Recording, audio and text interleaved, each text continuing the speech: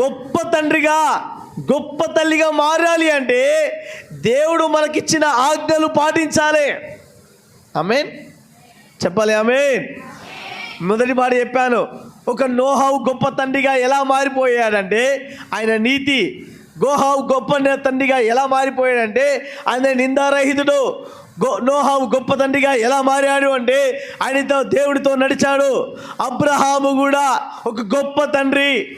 ఆయన గొప్ప తండ్రిగా మారడానికి గల కారణం ఏంటంటే దేవుడు పిలిచాడు, అబ్రహామా నీ స్వదేశాన్ని, నీ సొంత వారిని, నీ ఇంటి వారిని, నీ గ్రామాన్ని, నీ పట్టణాన్ని వదిలిపెట్టి నేను చూపించే దేశానికి నువ్వు వెళ్ళు, నిన్ను గొప్ప జనముగా చేస్తానని చెప్పాడు. ఆయన నమ్మి ఆయన దేవుని వెనకాల వెళ్ళాడు. ఆయన గొప్ప సమూహంగా మారిపోయాది. చప్పలు కొట్టండి గట్టిగా. హల్లెలూయా. మాదిరికరమైన తండ్రి, మాదిరికరమైన తల్లి ఎవరు అంటే ఆయన ఆజ్ఞలు పాటించి